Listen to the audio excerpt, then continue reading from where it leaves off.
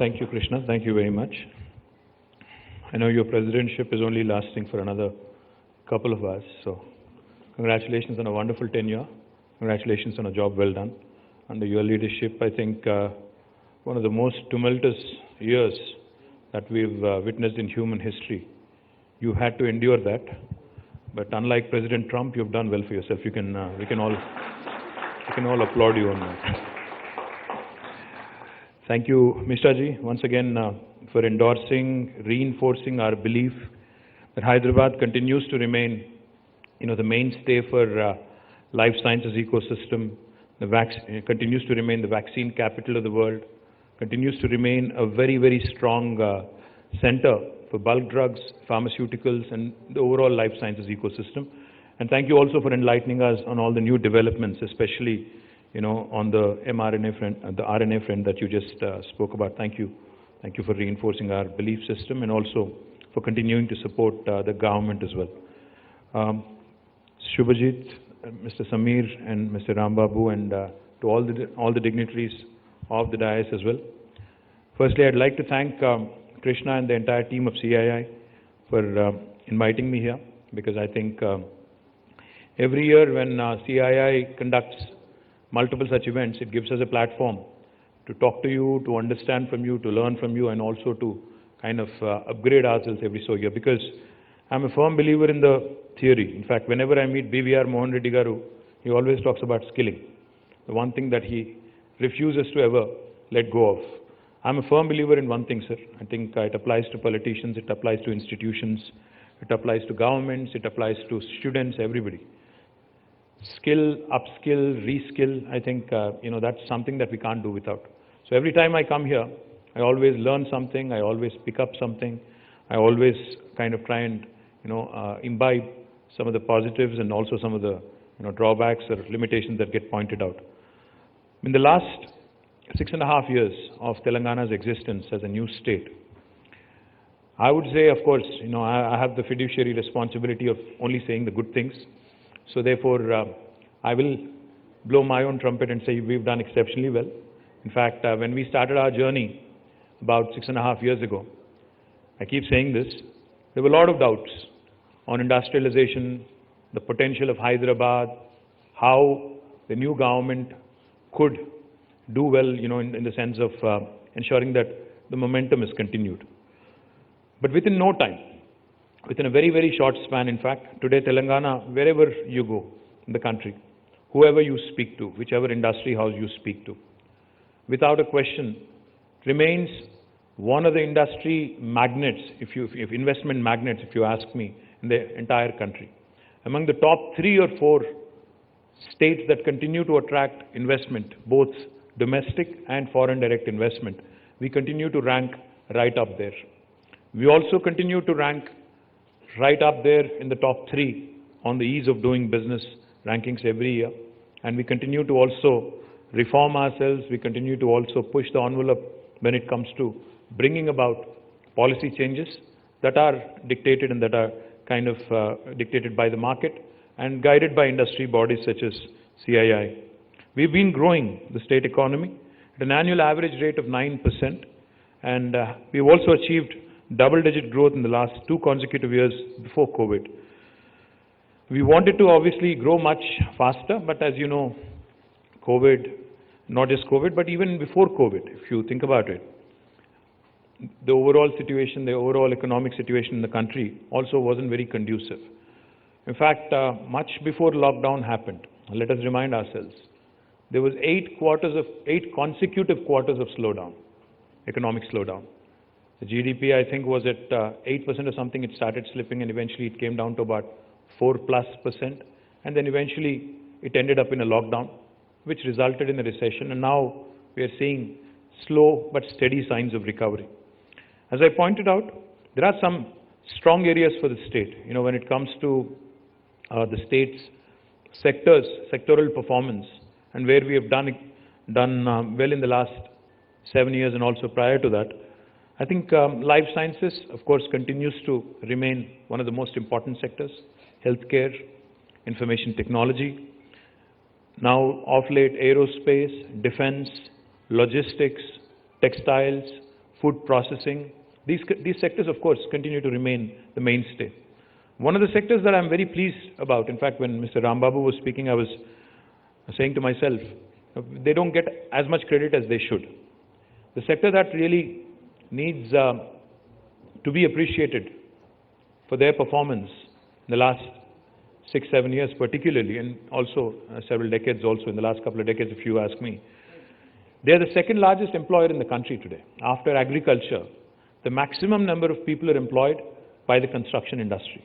But unfortunately, they don't get their credit, as they're not really a focus industry as far as government sectors are concerned, as far as governments are concerned. But I must appreciate the way Hyderabad's construction industry, real estate industry has evolved over the last several years, and today they are able to compete with the rest of the country. Today they are able to, in fact, not just me, but institutions like JLL, CBRE, Cushman, all these property managers, they keep pointing out that Hyderabad's industry, construction industry, has been faring better than any other construction industry anywhere else in the country compared to any other metro city in India. So my compliments to the entire construction and real estate and developer fraternity as well. Information technology, as we all know, has been growing, and in fact when in 2013 and 14, when the new state of Telangana came into being, the IT exports from the state were about 57,000 crore plus.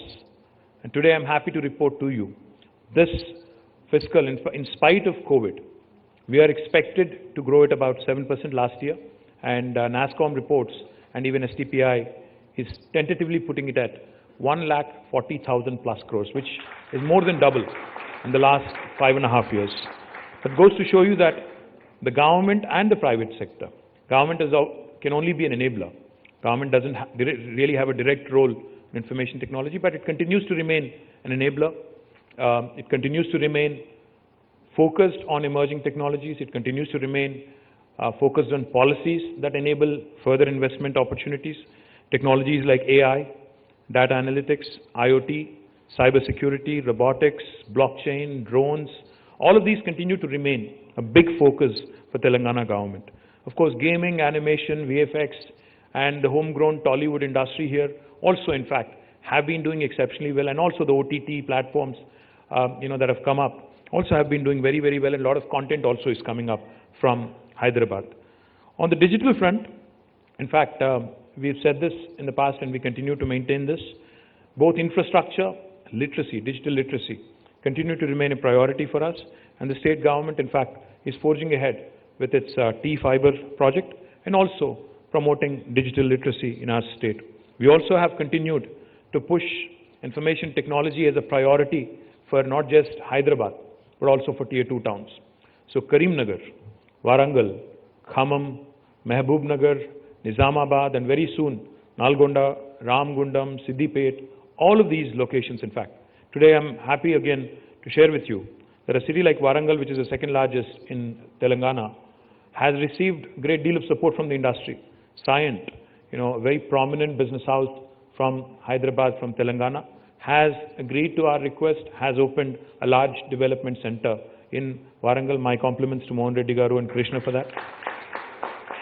So did Tech Mahindra, and so did Mindtree Consulting, which is an arm of L&T Group.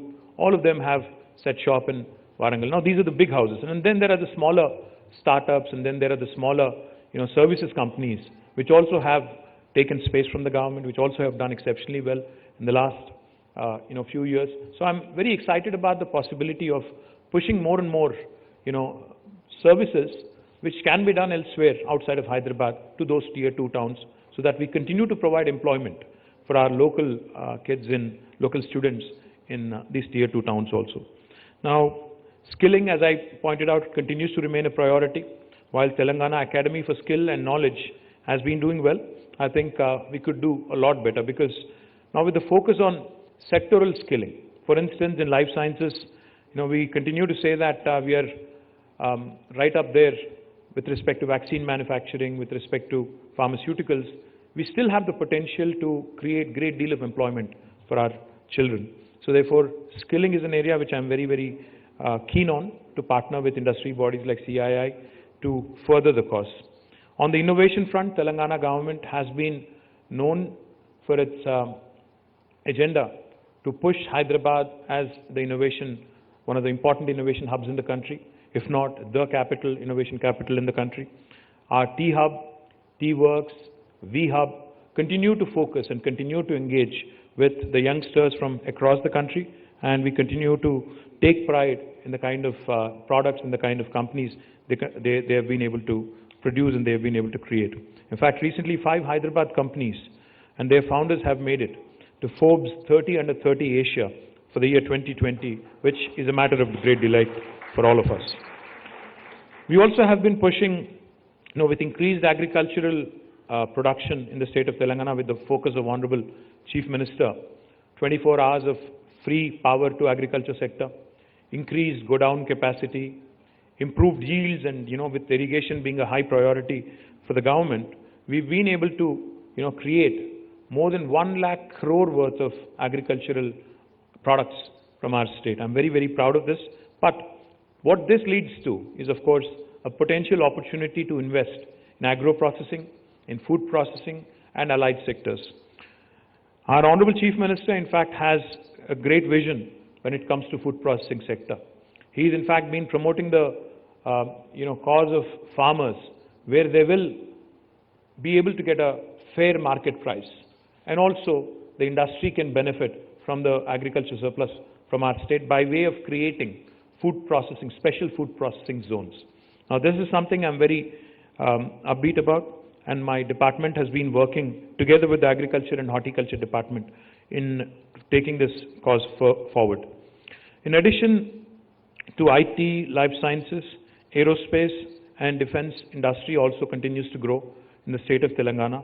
I'm proud that we have several marquee names working out of Telangana, and not just the large companies. In fact, we're equally proud about the SMEs in the aerospace and defense industry, who continue to be the suppliers, who continue to again, make us proud by supplying to, submarines in France, by supplying to the satellites that are sent by ISRO and other space agencies, and we continue to again grow in this area as well.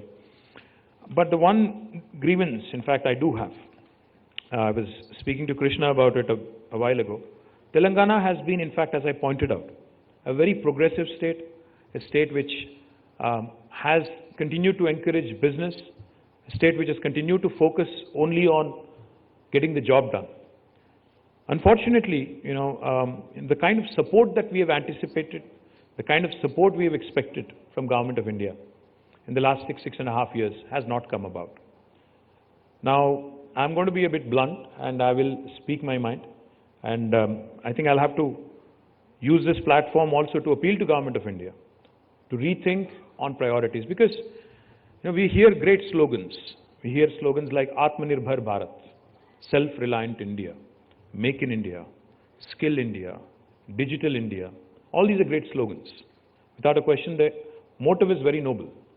But unless we work together, the Honorable Prime Minister keeps saying Team India, but unless that sentence or unless that intention translates into real action, things will not happen. We say Make in India, but unfortunately we still are not really making in India. We are merely a country which assembles. We don't really manufacture much here. Let me just remind Government of India, particularly Piyush Goyal ji, Nirmala Sitharaman ji, and Honorable Prime Minister, as to what promises they had made to the state of Telangana and to the state of Andhra Pradesh at the time of bifurcation of the erstwhile United Andhra Pradesh. We were promised, the industries in both states were promised special incentives to further, create employment opportunities for our youngsters in these two states. It has been 6.5 years. No special incentive has been given. No announcement has been made, even though it was embedded in the AP Reorganization Act. An act is statute. It's a law. And if Government of India does not honor its own promise made in the Parliament, who will? I think that's a question that needs to be answered, that needs to be addressed by Government of India. They've also promised, the previous Union Government, UPA, had announced information technology investment regions in the country. One in Hyderabad, one more in Bangalore, I think one more in Vizag, another one in Odisha. 6.5 years. No decision gets made. No discussion on whether or not they will move forward with ITIR. And eventually, the Honorable IT Minister comes for an election campaign here and then goes on to announce that it has been scrapped. In spite of our numerous requests, in spite of detailed project reports being submitted, in spite of the well-intentioned, well-meaning efforts from the state government, unfortunately, we have not received support.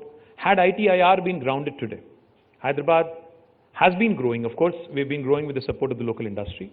But had ITIR been grounded and had central government invested more in creating infrastructure in our state, I think we would have created a couple more lakhs of employment at least. And we would have grown at a much more, aggressive pace. The central government also promised, as part of the Andhra Pradesh Reorganization Act, a steel factory, an integrated steel plant at Bayaram in Warangal district, erstwhile Warangal district of Telangana. Unfortunately, not an inch has moved in spite of multiple requests from our side. The central government also had promised a rail coach factory in Warangal again. Again, in spite of state government submitting all the details, giving out more than the land that was required. 60 acres of land was asked for. We gave 150 acres of land. But unfortunately, again, they have decided not to take it up. I can go on and on. There are multiple such things where they've industrial corridors. We've been asking, nothing comes our way. High-speed rails, Hyderabad does not find its place. Bullet rail, unfortunately, it only goes through Gujarat. It starts in Delhi, goes to Bombay via Gujarat. South of India, Bangalore, Chennai, Hyderabad. Unfortunately, we don't seem to figure in the scheme of things. I can go on and on. We've requested for more electronics manufacturing clusters. The 2 manufacturing clusters that were sanctioned by UPA about 7-8 years ago are now to the brim. We want more electronic manufacturing clusters. Make in India बोलने से कुछ नहीं होता है. जगह भी बनाना पड़ता है, but they don't sanction. I can go on and on. In fact, some things are so silly. See, India talks of competing with China and the large manufacturing countries in the world. How do you compete with China? Unless you achieve economies of scale, unless you think on scale, you cannot compete with a large manufacturing country like China. Classic example is, in the recently concluded BioAsia, I met with a medical devices manufacturer. So I was talking to this gentleman and I was asking him as to where he manufactures most of his products. He said, sir, I don't manufacture anything in India. I merely import them from China.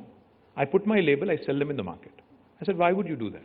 He said, sir, it costs me more to manufacture here than to import. Simple as that. Our import duties are ridiculous. It's a simple example. But the fact is, why are our import duties, why are our manufacturing expenses more in comparison to imports from China or another country, another large manufacturing country? That is because we don't think on scale. When we reached out to Government of India and when we told them that we would like to set up a large pharma park, largest pharma park in the world, in 19,000 acres, and when we requested their support, they are completely blindsided. They do not want to really take up a proposal seriously. I mean, they make all these nice statements. Self-reliant India, Atmanirbhar Bharat, अच्छा slogan है. But उसके लिए एक भूमिका भी बनानी पड़ती है. उसके लिए कोई काम भी करना पड़ता है. It won't just happen by sloganeering. Make in India बोलने से नहीं बनता है. My appeal to Government of India is, please think on scale. Support governments which have acquired land. Telangana state has already acquired more than 12,000 acres of land for pharma park. Why will you not support us? Are we not part of India? यहाँ बनाने से make in Telangana, make in India नहीं होता है क्या? Just because you have a government which is not really in sync with you politically, that should not be the thinking. My request to Government of India is, in the interest of the nation, in the interest of the country, let economics supersede politics. Let us not take mere political considerations into sanctioning strategic projects. Hyderabad has a very, very strong defense and aerospace ecosystem. So I went and met the Honorable Defense Minister about 2 years ago. I requested her.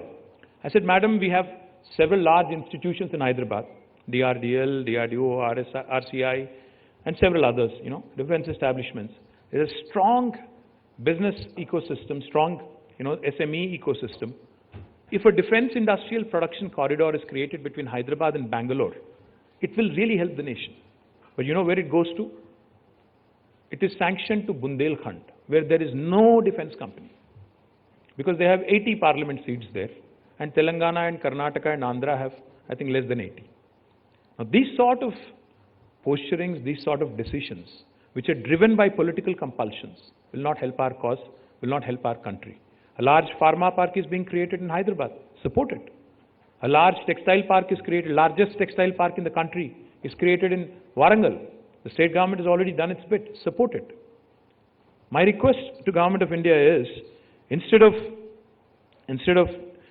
confining yourselves to lip service, I think put your money, onto the promise of making India truly great, making India truly a country to reckon with in the larger scheme of things. I can go on and on, but I will only say one thing and I'll close. We have made great deal of efforts to reach out, to request, to work with them, to ensure that our state continues to grow, our businesses continue to grow.